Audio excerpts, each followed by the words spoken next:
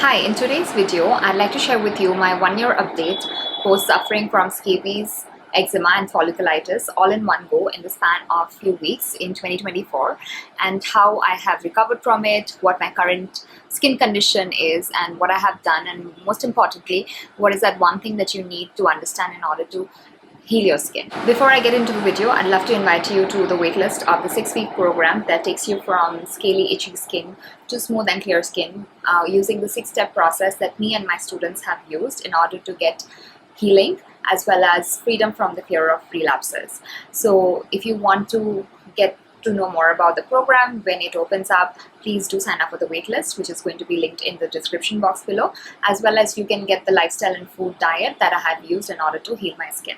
Okay, so coming back to the story of how I got scabies, folliculitis and eczema all within a span of few weeks in 2024 was I had already had psoriasis. To give you some background, if you are new to my channel, for a long time since I was a child, and I had been undergoing Ayurvedic treatments regularly, periodically since 2023 beginning, and the doctor had said that my psoriasis had converted into eczema, which is a good sign because eczema is far easily treatable than psoriasis, which is a far more stubborn condition. So that was great, yes. However, like with every success comes a challenge. I remember it was January 19th. I was suddenly feeling this huge itch on my face which came out of nowhere, and I thought it's probably because of something new I ate. I had ordered some ragi chips which I had eaten previously but it had never given me a rash, so I attributed that to the itch to that new ragi chips or chips which I don't have that usually. And I was later on not sure that was the case because the itch also started spreading to my legs. I would itch at night and I found it very weird that something like chips would contribute to itch on my legs.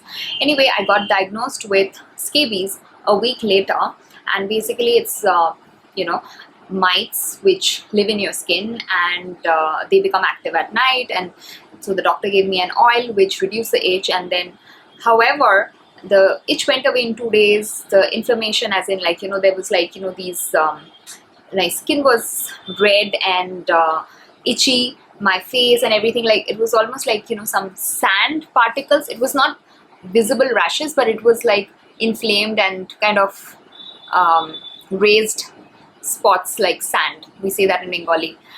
Anyway, anyone who suffered from scabies probably knows what I'm talking about. So because of that intense scratching that I was doing for 2 weeks at night, 2 weeks at a stretch, and not sleeping well and everything, it was a whole thing.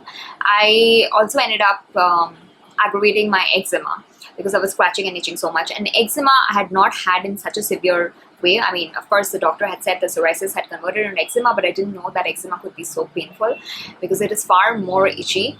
And I had the eczema here all over my face, so it was like a thin invisible layer, like normally people wouldn't see it from a distance. Even people speaking to me wouldn't be able to see it. I could feel it because when I would cry in pain from all the itching, then the salty water would fall here and it would become like it would burn, yeah. And then my whole forehead and everything had wrinkled up. I was even more devastated by that, thinking what if the wrinkles stay like that? I never had wrinkles like that, and definitely not my age to have wrinkles at this level. And my whole face had wrinkled up. It was weird. And the worst part was not being able to get relief and respite from it, no matter how much moisturizing, no matter how much oiling I did. And in the last minute, like in the last ditch effort to get relief, I started slathering on layers and layers of Vaseline, because like the eczema and everything, wherever basically the scabies was, which was on my legs and my face, I had scratched and even here. So if you actually go back, okay, I'll come back to this later, even here, so wherever I had scratched, I had gotten severe eczema, and then I slathered on my Vaseline. Actually, did I slather on Vaseline or did I slather on Borreline? Anyway, either of them, and I think Borreline. because it's like a thick cream. So I think that's what contributed to me getting folliculitis, which I didn't know something like that existed. I didn't know any of these things existed apart from eczema. I didn't know scabies happened to human beings. I thought it only happened to dogs, and so I was pretty devastated and disgusted when I heard that I got it. And then I finally learned about it and I got to know that actually happens to human beings more. So yeah, so coming back to folliculitis, it's basically acne. I never had acne, so I learned that folliculitis is like body acne. So it happens at your pores, like, you know, they're basically pimples at your pores, and it was very physically painful. So whenever my leg would touch any surface, I would be screaming in pain because I would be reminded of the acne, and I've never had acne, so I didn't know pimples, what seemingly look like bigger versions of pimples, could be so painful. So yeah, yeah, I have already had decades of psoriasis and to suffer from that physically and psychologically, and now this was psychological as well as equally physically painful. Psoriasis, I feel like for most parts is not that physically painful in the sense that it doesn't itch as much as eczema did. Eczema is just crazy. You can't stop scratching. It's like an addiction. And the worst part was that even after going to the hospital, so I did my, you know, I got admitted to the hospital. It was anyway due. I used to go every 6 months, so that was my third time going, like I mentioned, since I started my treatment under this team of doctors.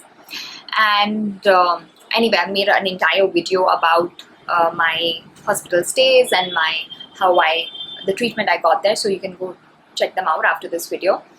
So the worst part was that even after, like, I was thinking, okay, fine, I'll go to the hospital, and as always, because of the intense detox and the very clean diet I follow, I will come out with relief. But that didn't happen. So that was really a low point, when even after 5 days, 6 days in the hospital, my itch didn't reduce. I couldn't stop scratching myself, and the folliculitis was only getting worse.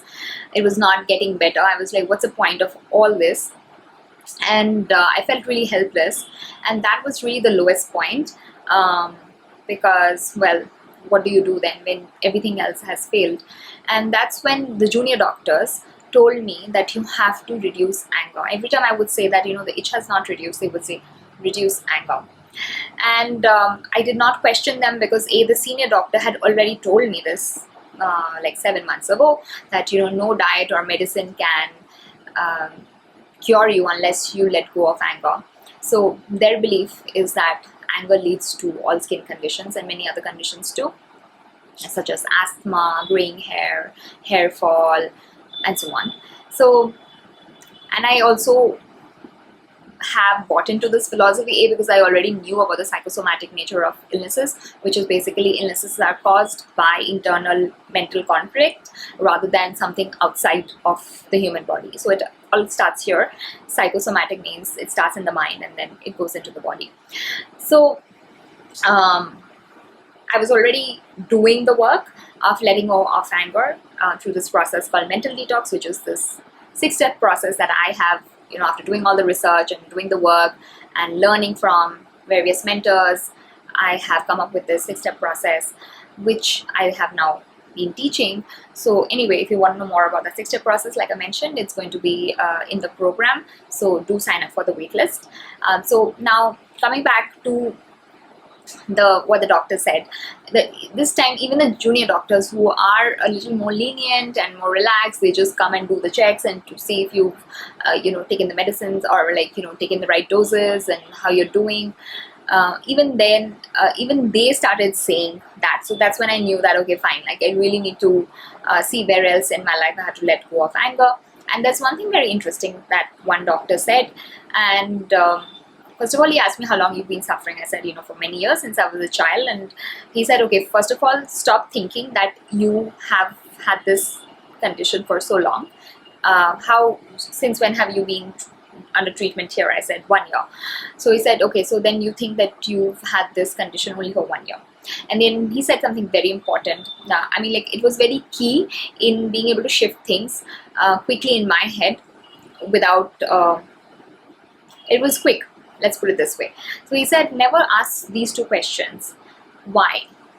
why did he say this? Why did this happen to me? And then second is like, stop feeling bad for yourself, in the sense, don't ask why did this happen to me, like this condition in general. So basically I think he was talking about self-pity and letting go of expectations is pretty much the work that is required, and that helped, because every time after being discharged from the hospital, like I would get angry about someone not doing their job on time, or something not working out according to the way I had planned it to be or forecasted it to be.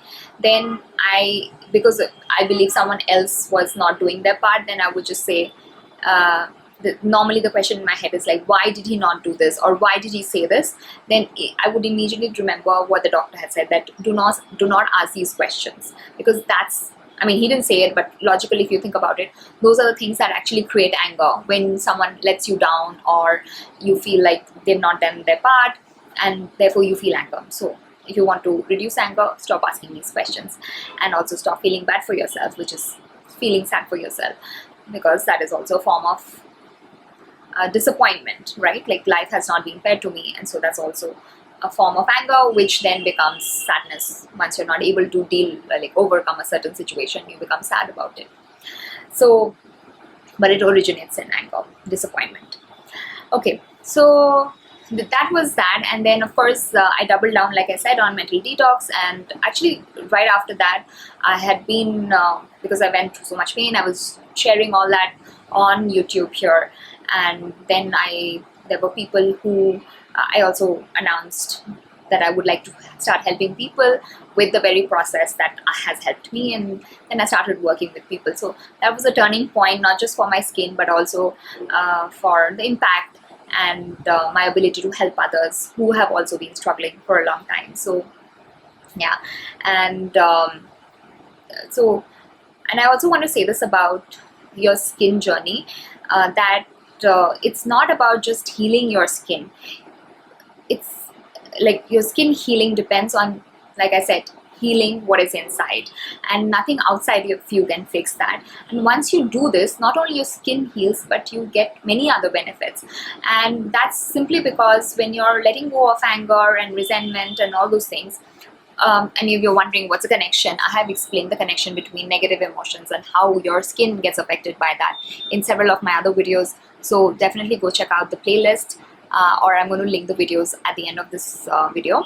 Coming back to negative emotions, you understand how it affects your skin, and once you're able to let go of them, you become an overall healthier, happier version of you, which makes you attract more opportunities in life, be it in your personal, social, professional lives. Most people with psoriasis, they complain and they feel bad that they're isolated, either because of awkwardness, stares,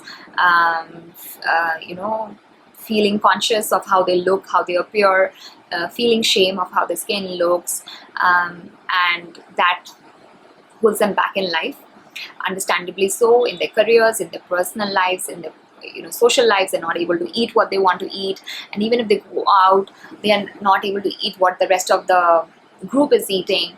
So that's isolating. I know that so very well. When I was a kid, I would eat in a corner, and while we were dining out with my family, they would order a separate set of dishes, I would order a separate set of dishes. It was very isolating. And so I understand all that. These are very common experiences, and I didn't know it was common until I actually started meeting people who also had such experiences. And I'm smiling because, yeah, I mean, it just felt like, okay, so I'm not the only person who went through this, because I really did feel for a long time I was the only one who went through this. So where was I? I digressed a little bit. But all this to say that, yeah, when you are able to let go of anger and resentment and move on and basically not have expectations from people, things start working in your favor. And this is what people say when they say that, manifesting. This is what it is. When you don't have expectations from people, but then you're no longer angry, upset, bubbling inside and spoiling your skin and your health. And also at the same time, you are a much more pleasant person to hang out with, and therefore you attract people, opportunities, health, wealth, and all those things. And I have made several other videos talking about how I have attracted all those things in my life just through being able to let go of negative emotions, especially anger. and these are all the ripple effects. Where my current condition of my skin is that of course, like those wrinkles and all those things are gone, as you can see. My hand, I feel like some spots, like the pores, the folliculitis that happened, I feel like some pores are a little hyper pigmented, and even on my legs they're not so visible here. Like, I know because this happened to me and I'm aware, but people wouldn't understand it. And at the same time, on my legs, the pores, they are hyperpigmented, which means basically they're a little darker in color. But the thing is that since I see myself every day, and this is exactly why I ask all my students and clients to take pictures before they start work with me or the diet with me or the program with me, is because we underestimate the progress that we have made. I used to think for the longest time that I have not made any progress, or I mean the skin is not clearing up, the the patches, no, not the patches, actually the scars. The scars are still there, until I went back and saw a couple of videos from a year ago where I could see how how scarred this area was, and then like the videos from now, it's not there. So definitely it's become lighter. It's just that I don't have pictures of them, but it just so happens I have videos of me here, and therefore I know. And I'm sure this is the same case with my legs. So currently my routine for my skin is pretty much what I had mentioned in one video, which is the Ayurvedic skincare. I still apply the neem powder before shower, and then I scrub it off with the soap. That's pretty much my routine for taking care of those dark pores on my legs, and yeah, the rest remains the same. So that's where my skin is at. Like, everything is gone. The eczema is gone, which I was so worried about, and then wrinkles are gone. I was so worried about that. And what is left are a little bit of hyperpigmented pores on my legs below my shin, basically. That was the most affected area. I mean, that is the most affected area till date, and it's not that visible, or not people would like understand it, but I understand it. But I'm pretty sure it will fade away just like everything else. If you've had scabies, folliculitis, or eczema, do let me know in the comments. Alright, so that was the video, and I'll see you in the next one. Thanks for watching. Bye.